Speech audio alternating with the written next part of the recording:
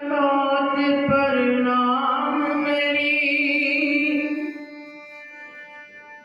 चढ़ा तेरे हाथों मेहरबान दाता। चोरी अड़ के खड़ा गरीब दरते मैनू बख्शना नाम दा दान दाता। भोली भाली मूरत मन मेरे अंदर रहे विराजमान दाता। मैं माया आपदी गांदिया तन विचों निकलन दास दे आखरी सांस दाता। लीला आपदी गांदिया तन विचों निकलण महली माणी दे प्राण दाता। बोलिए श्री गुरु महाराज की जय। बोलिए साचे दरबार की जय। बोलिए श्री नगरी निवासी भगवान की जय। बोलिए श्री स्वामी जी महाराज की जय।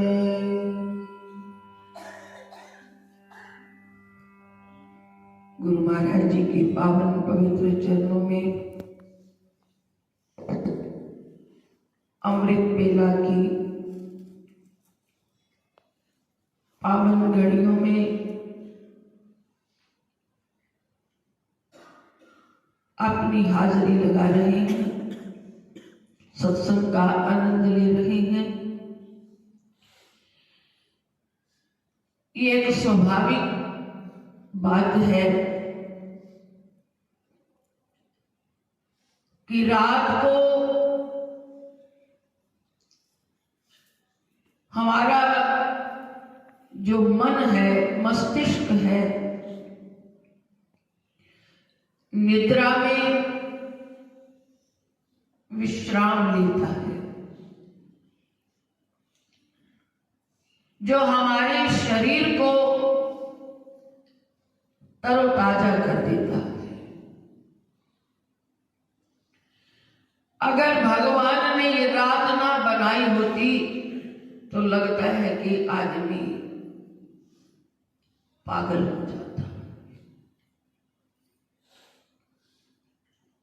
जीना दुश्वार हो जाता। जैसे एक गाड़ी को चलते चलते उसका इंजन गर्म हो जाए तो दुर्घटना की संभावना हो जाती है। इसी प्रकार इस शरीर रूपी गाड़ी को भी परमात्मा ने रात बना करके इस गाड़ी को इसकी रफ्तार को जो रुकने का जो समय दिया है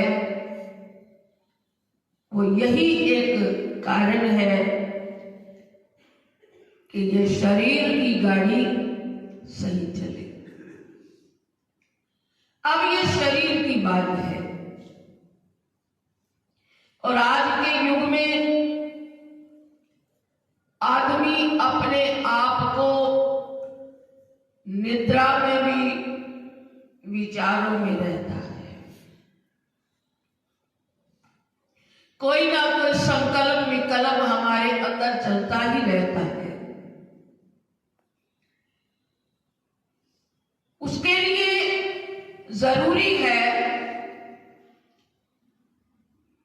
कि निद्रा के समय अपने आप को एकाग्र किया जाए। बिना एकाग्र किए विश्राम नहीं मिलता, तो यहां तो परम विश्राम की बात तो बड़ी दूर की बात है। सत्संग में बैठते हैं, ये कुछ समय के लिए दिल दिमाग सब कुछ सिमटा हुआ है, संकल्प विकल्पों से अभी थोड़ा बचे हुए हैं।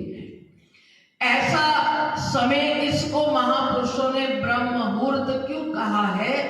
कि ब्रह्म से मिलने का शुभ मुहूर्त, ईश्वर से मिलने का, जुड़ने का ये एक मुहूर्त है। जब आपका मन कहीं और ना जा करके अगर आप लगाने का प्रयास करें, थोड़ा उठकर बैठ जाएं, सत्संग में एकाग्रता बन जाए, तो बड़ी सहजता से हम ईश्वर के चरणों में अपने आप को जोड़ पाते हैं। जैसे शरीर की रफ्तार को रोकना जरूरी है, इसी प्रकार मन के विकारों, संकल्पों को भी जब तक हम ब्रेक नहीं देंगे तो ये मन भी हमें परेशान करेगा। क्या करें, क्या उपाय करें? वो उपाय यही है कि आप और हम जब सत्संग में बैठे हैं, कम से कम उतने समय के लिए हमारे अंदर सिवाय भगवान के, सिवाय सतगुरु के कोई और विचार ना आए। अगर आता है, प्रयास करो उसको अपने आप से दूर करने की कोशिश करो। मन का एक स्वभाव है, ये बिना सोचे भी नहीं रहेगा और बिना कुछ देखे भी नहीं रहेगा। देखता कैसे है? आंख के सहयोग से। सुनता कैसे है? कान के सहयोग से। बोलता है वाणी के सहयोग से। अब मन को रोकना है तो क्या करे? इन तीनों इंद्रियों को इसके साथ मत जोड़ो।